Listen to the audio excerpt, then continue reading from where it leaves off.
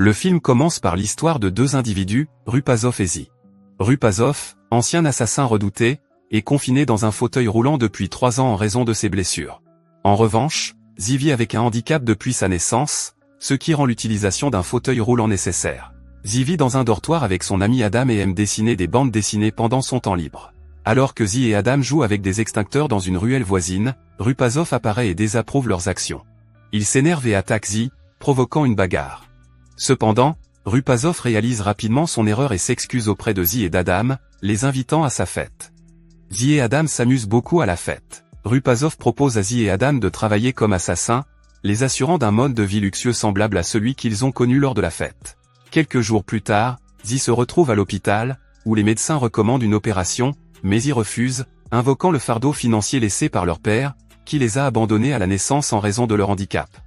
Le récit se déplace vers Rupasov, qui s'est vu confier une mission par son supérieur. Lorsqu'une voiture arrive et que plusieurs individus s'approchent de lui, l'un d'eux sort un couteau et poignarde Rupasov à la jambe. Étonnamment, Rupasov reste impassible, expliquant qu'il a perdu la sensibilité de ses jambes depuis qu'il se déplace en fauteuil roulant. Cette révélation provoque un rire chez les agresseurs, puis l'un d'eux donne un coup de pied à Rupasov, le faisant tousser, avant de sortir quelque chose de sa poche. Il s'agit d'une arme que Rupasov utilise pour éliminer les agresseurs un par un. Après avoir vaincu les agresseurs, une ambulance arrive pour le secourir. Une femme médecin nommée Zeta soigne sa blessure à la jambe, révélant que les deux se connaissent déjà. Rupasov a des sentiments romantiques pour elle et l'invite à regarder un film après son service, mais Zeta refuse, expliquant qu'elle est déjà fiancée à un autre homme. Rupasov a le cœur brisé et tente même de se suicider en sautant d'un pont, mais il survit malgré tout. Réalisant qu'il ne peut pas abandonner la vie, Rupasov décide de persévérer. L'histoire bascule lorsque Rupasov est payé par son patron, qui lui ordonne de garder son travail secret et d'éviter de collaborer avec d'autres personnes. Il est intéressant de noter que Rupasov a toujours reçu l'aide de Zi et d'Adam. Quelques jours plus tard, Rupasov rencontre Zi à l'hôpital, où ce dernier soigne sa jambe. Rupasov demande à Zi de cesser de l'aider et met fin à leur collaboration. Zi refuse et insiste sur le fait qu'il veut continuer à aider Rupasov. Zi précise également qu'il n'acceptera pas d'argent de son père, malgré les tentatives de persuasion de sa mère. Après avoir terminé la thérapie de sa jambe, Rupasov attend Zeta à l'extérieur de l'hôpital. Cependant, il est découragé lorsqu'il voit Zeta avec un homme. Plus tard, Rupasov est chargé d'éliminer une personne importante. Il élabore un plan pour mener à bien sa mission pendant que la personne déjeune dans un restaurant le long de l'autoroute. Rupasov se place d'un côté de la route, tandis que Zi et Adam se placent de l'autre côté pour l'aider. Rupasov parvient à accomplir sa tâche avec l'aide d'une volée de pigeons et de la foule qui passe, et exécute le meurtre discrètement. Soudain, alors que la cible traverse la rue, elle s'effondre, le corps ensanglanté. Alors que ses gardes du corps recherchent le tireur, personne ne soupçonne l'implication de 3 individus en fauteuil roulant. Ils ont rapidement pris la fuite. Plus tard, Rupasov rencontre Zeta à bord d'un bus, et elle lui remet une invitation à son mariage. À l'insu de Rupasov, son patron a observé leur interaction et s'est mis en colère contre lui pour avoir ignoré ses directives, le poussant au sol. Rupasov se voit offrir une nouvelle chance de corriger ses actions, cette fois avec la tâche d'éliminer Zi et Adam. Le lendemain, Rupasov emmène ses 2 amis pêcher dans un lac. Malgré la difficulté de traverser les zones herbeuses pour atteindre leur destination, ils finissent par arriver au lac et commencent à pêcher. Lorsqu'Adam s'enthousiasme pour l'appât et demande de l'aide pour la ligne, Rupasov le pousse inopinément dans le lac. Rupasov pousse également Zi dans l'eau, pensant un instant les laisser là, mais incapable de résister à la vue de ses amis en train de se noyer. Il plonge dans le lac pour sauver Zi et Adam. De retour sur le quai, Rupasov passe l'incident pour une blague, alors que c'est la première fois qu'il échoue dans une mission qui lui a été confiée. Après son retour du lac, Rupasov invite ses amis à une fête chez lui.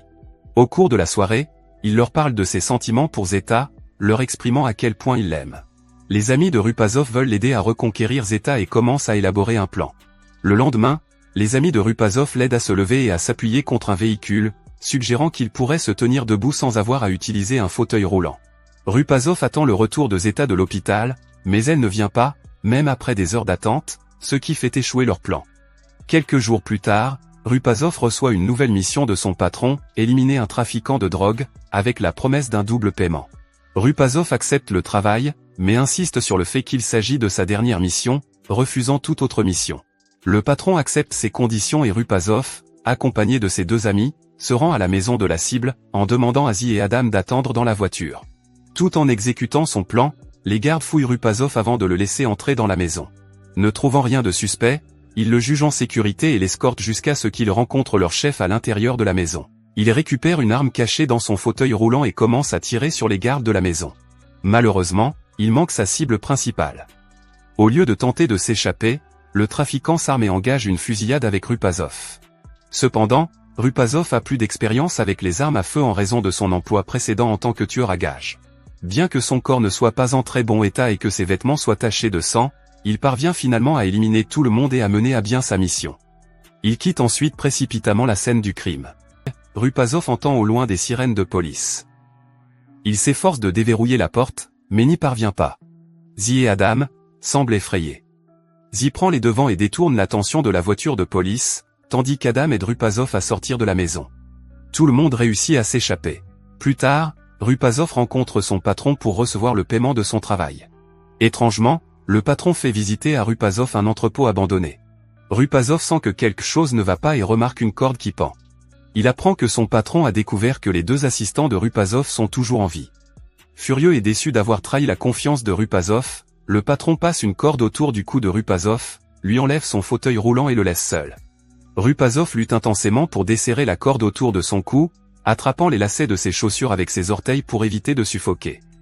Il tente à plusieurs reprises d'atteindre son fauteuil roulant, qui se trouve à proximité, mais en vain. Alors qu'il est sur le point d'abandonner devant la futilité apparente de ses efforts, le nœud de la corde se desserre enfin légèrement. Il parvient à la retirer de son cou et à survivre. De retour chez lui, Rupazov réunit rapidement ses amis pour élaborer un plan de vengeance contre le chef qui a franchi la ligne. Quelques jours plus tard, Rupazov assiste au mariage de Zeta avec Zi et Adam. Rupazov démontre également ses talents de chanteur, s'attirant les louanges de nombreux participants, dont Zeta. Cette dernière, émue, se met à pleurer, mais à l'improviste, Rupazov embrasse Zeta, ce qui déclenche la jalousie de son mari. À la fin de la fête, le mari de Zeta et ses compagnons battent Rupazov pour ses actes envers sa femme. Zi intervient pour aider Rupazov. Il menace le mari de Zeta avec une arme et escorte Rupazov loin de la situation. Au cours des jours suivants, Rupazov commence à planifier sa vengeance contre son patron. Zi et lui visitent ouvertement la cachette du patron, tandis qu'Adam reste à l'extérieur. Rupazov dit qu'il veut être payé pour son ancien travail, mais ce dernier refuse. Rupazov tire sur un extincteur qui se trouve à proximité, provoquant la panique et la fuite des chiens. Le patron riposte en attaquant Rupazov, ce qui lui fait lâcher son arme. Il poignarde ensuite Rupazov avec un couteau. Bien que Zi ait réussi à récupérer l'arme de Rupazov, il choisit de ne pas l'aider, ce qui permet au chef de blesser Rupazov à mort. Zi tue ensuite le patron et prend tout l'argent de son coffre-fort, dans l'intention de l'utiliser pour son opération de la jambe. Il s'avère que tout ce qui est décrit au sujet de Rupazov dans l'histoire n'est qu'un récit fictif tiré d'une bande dessinée créée par Zi. Zi a inventé un personnage nommé Rupazov, qui ressemble à son père et partage son handicap. En réalité, Zi n'a jamais connu son père, mais a seulement une image qui ressemble au personnage de Rupazov, ce qui l'a incité à créer une bande dessinée mettant en scène son père et elle-même. Étonnamment, la bande dessinée a gagné en popularité et a attiré l'attention des éditeurs, ce qui lui a valu un grand succès. Zi a même envoyé une copie de la bande dessinée à son père en guise de souvenir. Merci d'avoir regardé. Si vous avez aimé la vidéo et que vous souhaitez aider la chaîne à grandir, laissez un like, un commentaire et abonnez-vous.